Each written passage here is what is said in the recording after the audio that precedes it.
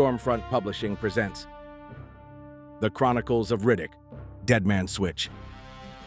Written by James Krieger and Adolf Riker. Performed by Thomas Richter.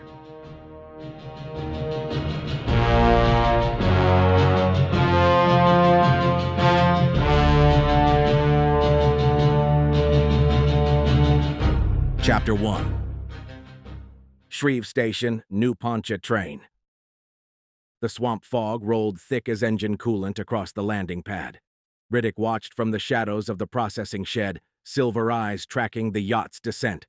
Rich man's toy, all chrome and curves, worth more than this entire settlement would see in 50 years.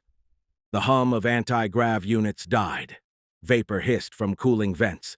Through the mist, a figure emerged. Tall, lean, moving with the practiced grace of someone who'd never faced real danger. Designer hunting gear, fresh from the catalog. Probably cost a fortune to look that authentic. That him? Riddick's voice came low, gravel over glass. Pulling his goggles on to protect from the sun glare outside, Boucher spat tobacco juice into a rusted can. The station boss had skin like old leather, eyes that had seen 40 years of swamp predators.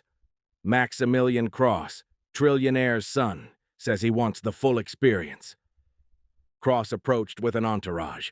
2 bodyguards in tactical gear, a woman with recording equipment, some nervous assistant clutching a data pad. They picked their way across the muddy platform like they might catch something. The morning air hung thick with methane and decay. Native gulpers croaked in the distance, a sound like drowning men calling for help. Riddick had been here 8 months. Long enough to know every predator in these swamps, long enough to earn his keep hunting the things that hunted the settlers. Mr. Boucher, Cross extended a manicured hand. Perfect teeth, perfect smile. I've heard incredible things about your operation here. Boucher didn't take the hand, just nodded toward the shadows. That's your guide. Riddick stepped into the pale dawn light. Goggles covered his eyes, but Cross still took an involuntary step back. Good instincts, even if they came from money instead of experience. You're... Cross recovered, tried the smile again. You're the one they call the Bayou Ghost? Riddick said nothing. Let the silence stretch until Cross's companions shifted nervously. I want to hunt a terrormorph, Cross announced. The biggest one in these swamps. Boucher coughed. Might have been a laugh. Terrormorphs ain't trophies, boy. They're apex predators, 12 feet of muscle, teeth, and bad attitude. I've hunted ice bears on Gorget, sand devils on Carthage. Cross puffed up. I collect dangerous experiences. The woman with the recorder stepped forward. Mr. Cross has documented over 30 extreme hunting expeditions across the sector. Lady. Riddick's growl cut her off. This ain't a safari. Terrormorphs hunt back. Cross's eyes lit up. The fool actually looked excited. Perfect.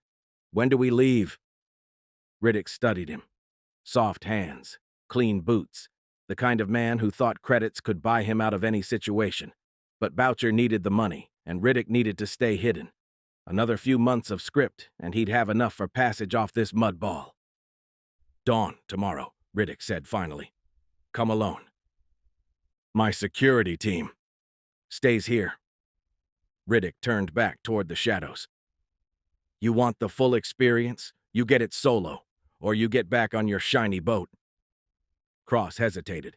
His bodyguards tensed. The assistant whispered frantically about insurance policies and liability waivers.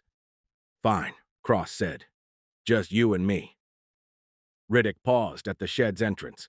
Didn't turn around. Bring a knife. The guns won't help when it gets close.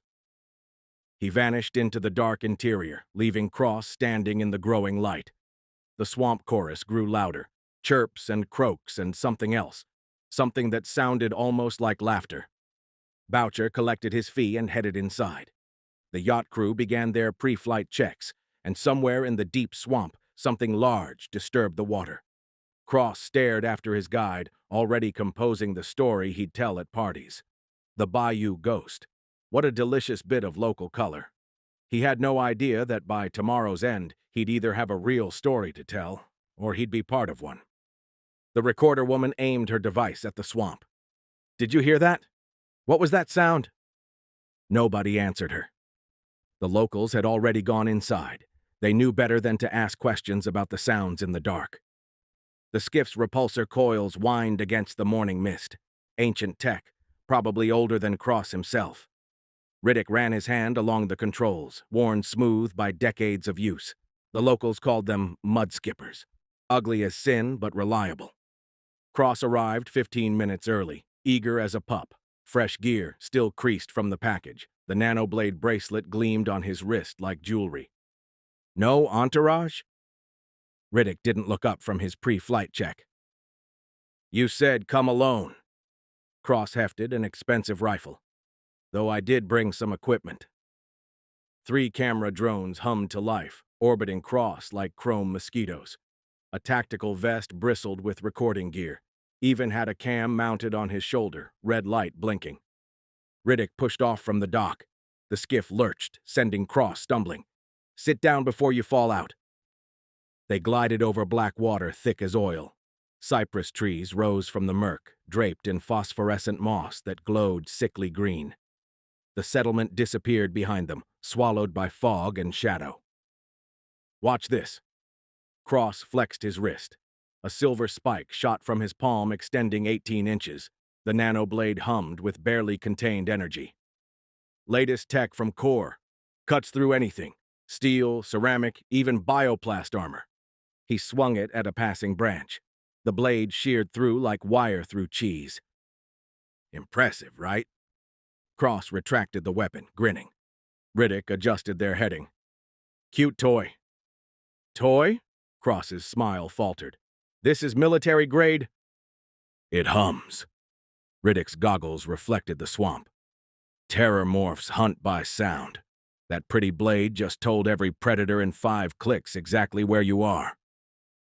Cross looked at his bracelet differently now. The drones buzzed overhead, capturing every moment. They passed the rotting remains of a settlement, plastic shelters slowly dissolving into the swamp. Riddick slowed the skiff. "Pradu colony," he said. 40 years back." "What happened to them?" "Same thing happens to everyone who tries to civilize this place." Riddick guided them through the ruins. "Swamp takes it back." A skull gleamed white in the murk. Human, but elongated, modified. "Pradus came here to escape the gene wars," Riddick continued. "Figured nobody would follow them to this backwater. They were right." Cross zoomed a drone for a better shot. "Religious extremists, weren't they? Anti-modification?" "They modified themselves plenty." Riddick nodded at the skull. "Just not the way Core wanted. Adapted to the swamp instead of trying to change it. Gills, reinforced bones, eyes that could see in the murk." "So, where are they now?" "Still here." Riddick's mouth twitched. Might have been a smile. "They just don't come up for air much anymore." Something moved beneath the water. Large. The skiff rocked gently. "Was that—" Cross leaned over the edge. Riddick grabbed his collar, pulled him back.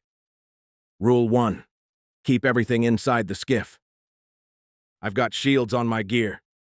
"Shields won't stop a terramorph from taking your arm off at the shoulder." Riddick released him. "They hunt from below. Wait for shadows on the water." Cross sat back, suddenly aware of how small the skiff was, how vast the swamp stretched around them.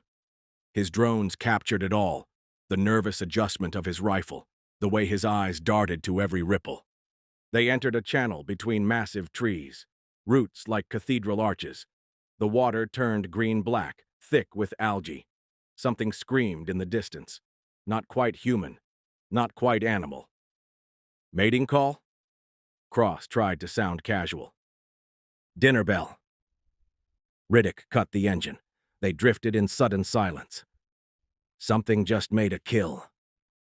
The nanoblade hummed as Cross unconsciously activated it. He shut it off quickly, remembering Riddick's warning, but the sound had already echoed across the water. Riddick tilted his head, listening. The swamp held its breath. "That scream," he said finally. About 2 clicks north. Big male, by the pitch. Just took something man-sized. How can you possibly know that? Same way I know we're being followed. Riddick restarted the engine. 3 of them, keeping pace about 50 meters back, waiting to see if we're worth the effort. Cross's drones spun, trying to spot movement. Nothing but black water and shadows. The Pradus understood, Riddick said, guiding them deeper. You don't conquer this place. You negotiate with it, daily. And if negotiations fail? Riddick's goggles turned toward him. Then you feed it. The skiff hummed onward. Behind them, ripples marked where something large had surfaced and submerged. The drones caught none of it. But Riddick knew. The swamp had already started its negotiations. So what exactly do these things look like? Cross adjusted his rifle strap. The net's full of stories, but no clear images. Just blurry shots and witness accounts. Dead men don't upload photos. Riddick steered them around a fallen tree. And the ones who survive don't stick around for portraits. But you've seen them. Killed them. Seen plenty. Riddick's voice dropped lower. 12 feet standing. Maybe 800 pounds. But that's not what makes them dangerous. Cross leaned forward. His remaining drones circled tighter, recording every word. They're smart, problem solvers, know how to use the terrain. Riddick pointed to claw marks on a passing tree. See those? Territory marker. Fresh. We're in his living room now. His? Big male. Probably the one we heard earlier. The skiff entered a wider channel. Terramorphs got 4 arms. 2 for climbing, 2 for killing. Jaws that unhinge like a snake, but the real nightmare? Something dropped from the canopy. Fast. A writhing mass of tentacles and chitin that shouldn't exist. Cross jerked back as it slammed into one of his drones. Metal shrieked. Sparks flew. The drone spiraled down, tangled in barbed appendages. It hit the water hard. For a heartbeat, Cross saw the creature clearly. Some bastard offspring of jellyfish and spider, all translucent flesh and too many eyes. Then the water exploded. Jaws emerged, massive. 4 rows of teeth clamped down on both drone and attacker. The crunch of metal and meat. A violent thrash, and both vanished beneath the surface. The whole thing took 3 seconds. What the fuck was that? Cross had his rifle up, sweeping the trees. Canopy strangler. Riddick hadn't even flinched. And a juvenile terramorph, maybe 6 feet. That was a juvenile? Told you, they hunt from below. Riddick guided them past the ripples. Strangler drops, terramorph takes advantage. Circle of life. Cross's hands shook slightly as he adjusted his remaining drones higher. The canopy suddenly seemed alive with potential threats. Every shadow could hide tentacles. Every ripple could be teeth. The adults, he managed. What makes them worse? They learn. Riddick slowed the skiff. Watch hunters. Figure out patterns. That one just learned what drones sound like. Now it knows they're not food, but they mark prey. As if on cue, something bumped the skiff from below. Gentle. Testing. It's following us? Has been since you turned on that nanoblade. Riddick's hand moved to his curved knife. Trying to decide if we're worth the energy. Cross looked at his expensive rifle differently now. The weight that had felt reassuring now seemed inadequate. His second drone buzzed overhead, its camera capturing his growing unease. The net stories, Cross said quietly. They mentioned something else. About the adults. Something about mimicry. Riddick finished.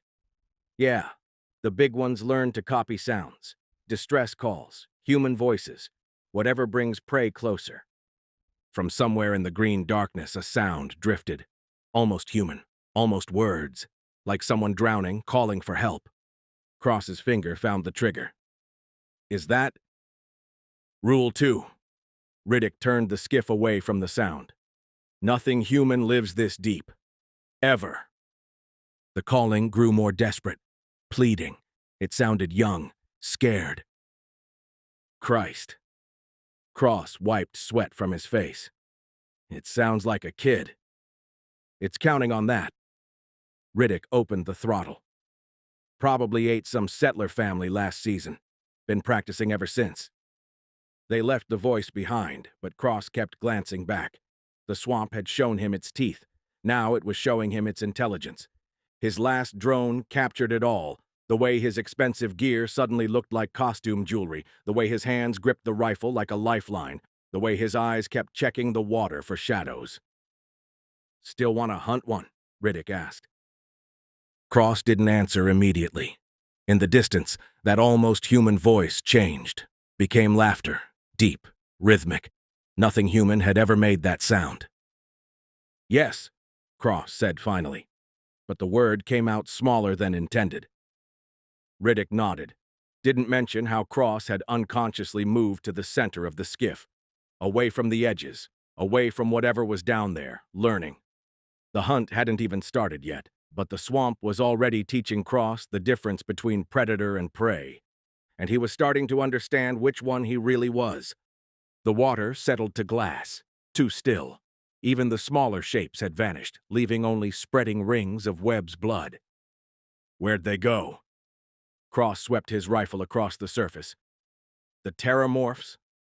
"Smart question." Riddick pulled anchor, movement smooth but quick. "Smarter question is why." The drone buzzed lower, its camera trying to penetrate the murk. Nothing. Like the entire swamp had taken a breath and held it. They were in a feeding frenzy. Cross's voice climbed. "Why would they just leave?" Riddick started the engine. Low power, quiet as possible.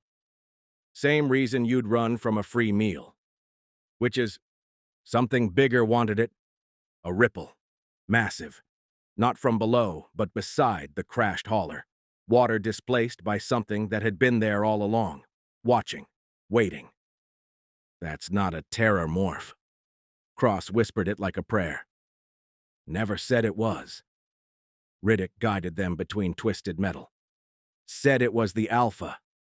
This is what happens when you mix xenological specimens with swamp evolution. 30 years of adaptation." The ripple followed. Precise. Controlled. Not the thrashing hunt of the terramorphs, but something patient. Calculating. "The terramorph that took my drone was running." Riddick cut the engine again. They drifted. Just too focused on the strangler to notice what territory it was in. Metal groaned. The crashed hauler shifted slightly. Something was using it as cover, moving along the submerged hull. Cross's drone picked up nothing but shadows and suggestions. "You knew." Cross's knuckles went white on his rifle. "You knew this thing hunted terramorphs." "You wanted interesting." Riddick's hand found his blade, the real one. "Terramorphs are just apex predators. This question mark. This is what evolution builds to hunt apex predators." Water erupted behind them. Not an attack, a display. Cross spun to see. Scale. Impossible scale. Not the crude bulk of a terramorph, but something refined, elongated, built for perfect killing. The briefest glimpse of bioluminescent patches along its hide, patterns that hurt to process. Then it vanished, leaving only turbulence and the smell of deep ocean. "Fuck me." Cross's drone spiraled wildly, trying to reacquire. "How big?" "Big enough." Riddick cranked the engine. Webb was the appetizer. Drew in the terramorphs. But they were just the meal. We're dessert. The skiff lurched forward. Behind them, something paced easily. The wake it left was wrong, too organized, forming patterns that made Cross's eyes water. "The ship manifest." Understanding crept into Cross's voice. "What was in the xenological preserve?" "Does it matter?"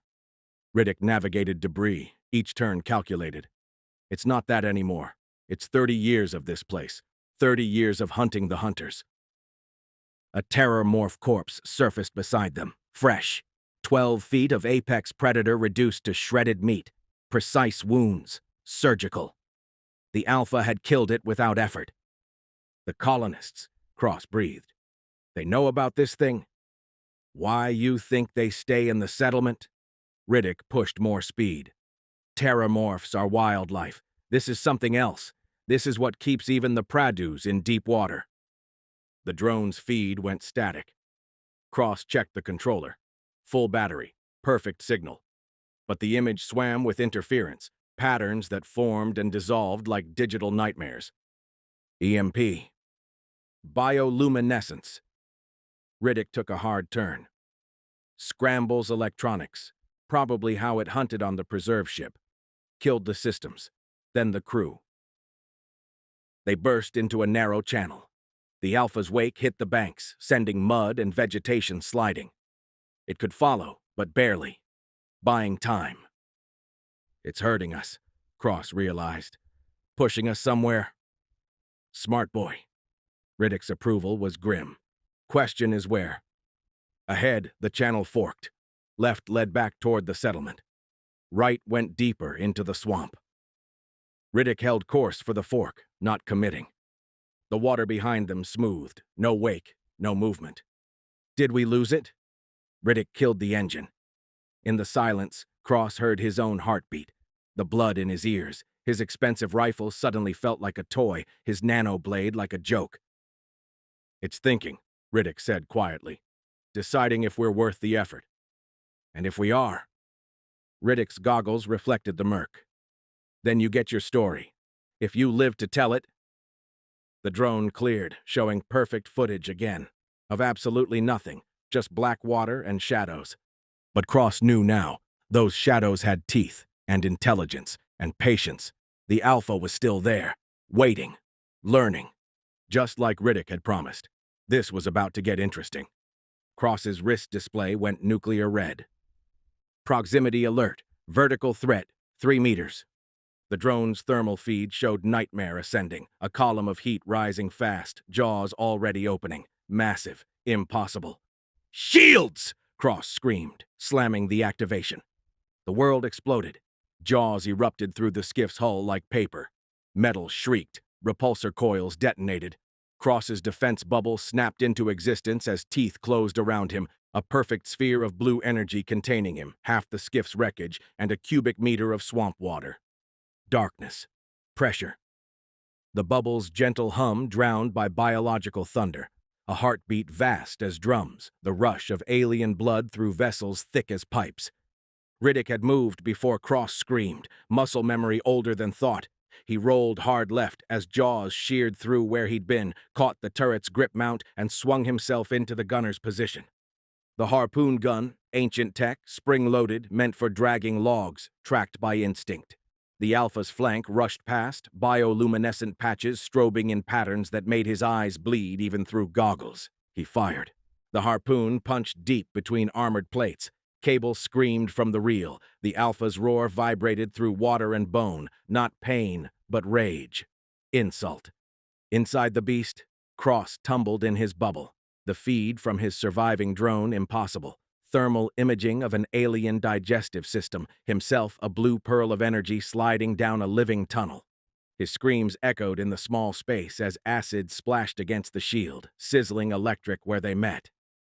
System integrity, 73%, his display warned. Shield degradation accelerating. The Alpha breached. 40 feet of evolution's malice crashing back down. The impact crushed what remained of the skiff, sent Riddick flying from the turret. He hit water hard, went under. Silence. Then thunder as the Alpha thrashed, trying to dislodge the harpoon. Each movement sent Cross tumbling through its gut, the bubble scraping against things that shouldn't exist. Specialized organs that pulsed with bioluminescent patterns, secondary chambers lined with teeth, acids that glowed. 60% integrity. Riddick surfaced in a pocket of wreckage, the floating turret base still anchored to the beast by screaming cable. He grabbed it, started hauling himself hand over hand toward the Alpha's flank. The drone caught it all, its master trapped in a failing bubble inside a monster, while a lone figure climbed cable toward certain death. Cross's nanoblade activated by panic, extending inside the bubble. Useless. The blade that could cut through military armor couldn't reach past his own shields.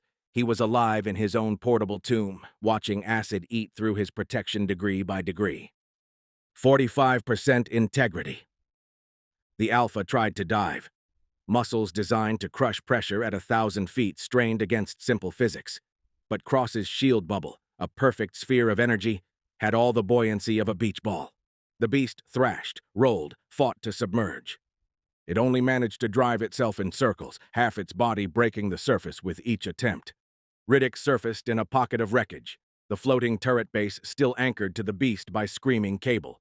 The harpoon had held good spring steel, buried deep between armored plates. He grabbed the taut line, tested it. The Alpha's thrashing kept it wire-tight. His dermal calm crackled. Cross's voice tight with panic and fury. "You son of a bitch, you knew! You fucking knew what this thing was!" Riddick touched his jaw, activating the subdermal pickup while starting to haul himself hand over hand up the cable. "You breathing?" "I'm in its fucking stomach. The shield's holding, but—" A splash of acid punctuated his words. "Christ, it's trying to dive, but can't. I'm keeping it on the surface like a goddamn pool float." Interesting problem. Riddick climbed steadily, the cable cutting into his palms. Each of the Alpha's movements tried to shake him loose. Physics wasn't its strong subject. Interesting. Interesting. Cross's scream piqued the calm. "I'm being digested. The shield's at 42% and dropping." The drone circled the thrashing beast, capturing every moment. Its thermal showed Cross clearly, a blue bubble lodged in the Alpha's throat like the world's worst pill. "My nanoblade still works, but—" Frustration crackled through. "The shield blocks it. I can't cut through from inside the bubble." Riddick watched the beast slam against wreckage, still climbing. "Drop the shield." Silence. Then, "What?" "You got maybe 3 minutes in those acids before they eat through to bone. Less if you're slow." Riddick wrapped his legs around the cable as the Alpha spun.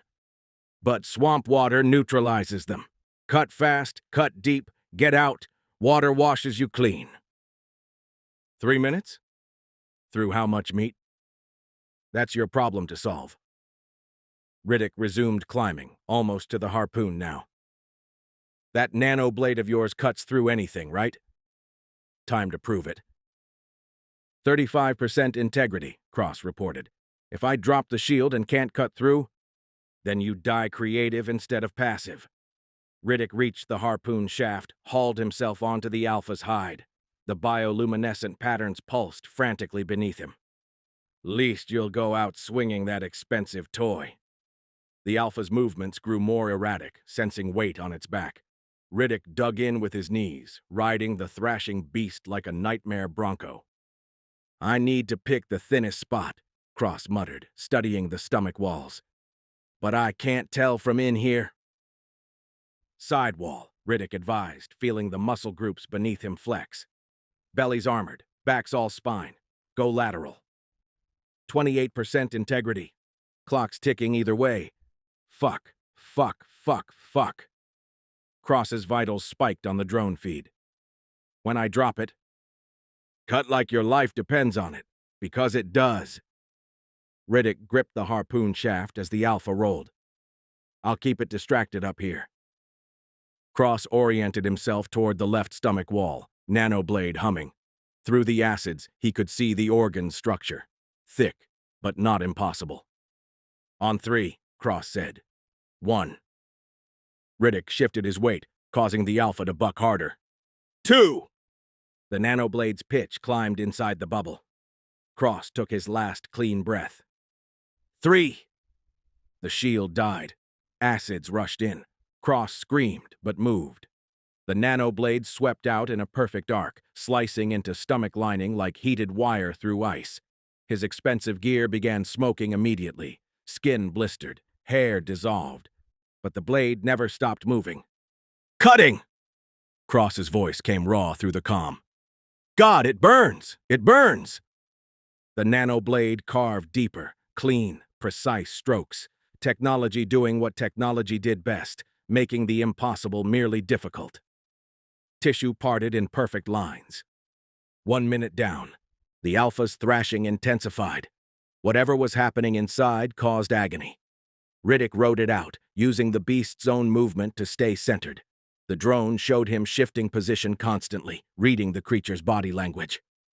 "Halfway through," Cross gasped. Blood and acids mixed, his vision blurred. "Maybe. Keep going!" Riddick felt the Alpha's movements changing, weakening. "It's starting to bleed out." The nano blade hit tougher tissue, muscle bands that wrapped the stomach. Cross drove harder, his whole body behind each cut. The hole widened. He thought he glimpsed light. Real light. 2 minutes. The acids had eaten through his gear, working on skin now. Every movement was agony. But the gap grew.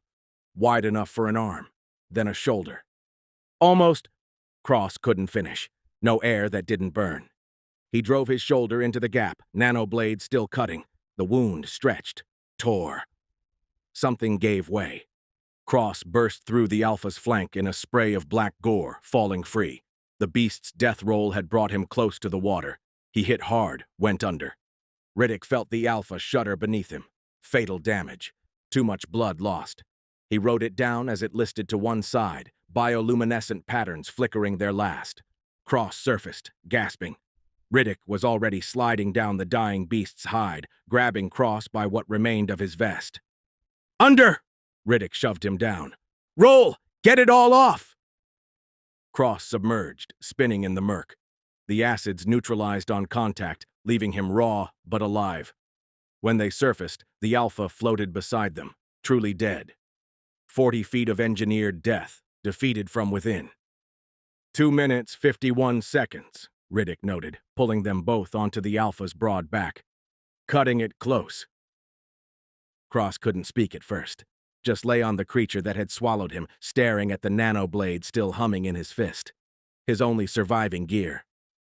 "I did it," he finally managed. "I actually fucking did it." From inside. Riddick stretched out on their improvised raft. "Without help. That's a story worth telling." Cross laughed, broken, hysterical, but genuine. He looked like he'd crawled through hell, skin raw, gear dissolved, hair gone in patches, but alive, victorious. "Day 1, he wheezed. 6 more to go." Riddick pulled out a flask from his vest, somehow intact. "Terramorphs tomorrow, if you can hold a rifle. After this." Cross raised the nano blade, watching swamp light play along its edge. "Terramorphs sound like vacation." They floated there, 2 killers on their kill. The drone circled, capturing the scene. Predator and prey reversed, monster become transportation. Other creatures gave them wide berth. Even dead, the Alpha commanded respect. "Think they'll believe the footage?" Cross asked. "Who cares?" Riddick offered the flask. "You know what happened. That's what matters." Cross accepted it, took a burning swig. The alcohol hit his raw throat like fire. He passed it back, then lay back on the Alpha's hide, exhaustion finally catching up. "Hey, Riddick?"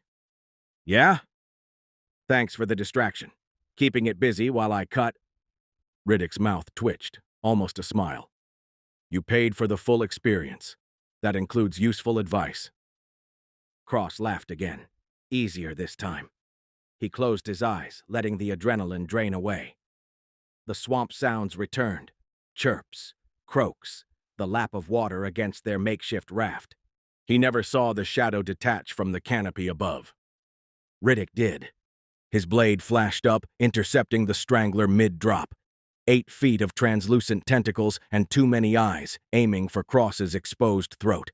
The curved blade punched through its center mass, momentum carrying it past Cross to splash into the water. Cross's eyes snapped open as tentacles brushed his face. "What the—" "Strangler." Riddick wiped his blade clean. "Thought you looked tender." The creature thrashed once in the water, then sank. Something rose from below to claim it. Brief violence, then nothing. Cross stared at where it vanished, then at Riddick. "You just saved my life. Again. You're paid through day 7. Riddick took another pull from the flask. Bad business to let clients die early. But there was something else in his tone. Respect, maybe. Cross had carved his way out of death's belly with nothing but will and a blade. That earned something. Right. Cross settled back, but kept his nano blade out now, eyes scanning the canopy. Just business. They drifted on, two men who'd survived the impossible.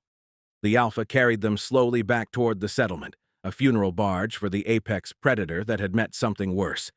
A man with a blade and the will to use it. The swamp had taught its lesson. Sometimes the only way out was through your own path, carved by your own hand. Cross was learning.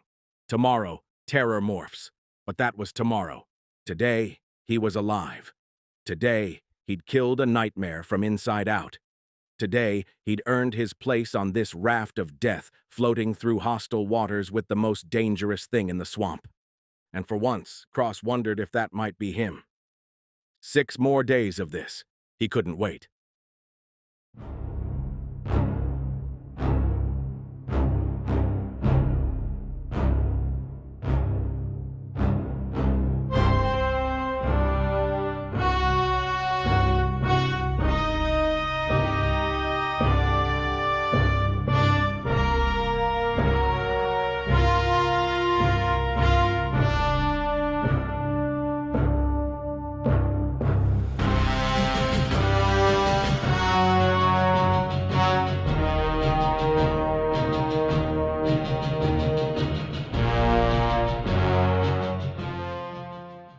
Thank you for listening to this audiobook. I'm Thomas Richter, and it's been an honor to share this story with you. If you're ready for your next mission, we've got a full arsenal of series waiting for you on this platform. Each one is locked and loaded with the kind of stories that keep you pressing forward no matter what. For those who march to the beat of our soundtrack, all of our music is deployed across every major streaming platform: Spotify, Apple Music, Amazon Music, you name it. Just search for Springfield Syndrome or the audiobook title to add it to your playlist. Your support keeps us in the fight, and we'd be grateful if you'd drop us a review wherever you grab this audiobook. Your feedback is our intel. It helps us improve our operations and helps other listeners find their next objective. Stay strong, stay sharp, and remember, the only easy day was yesterday. This is Thomas Richter, signing off.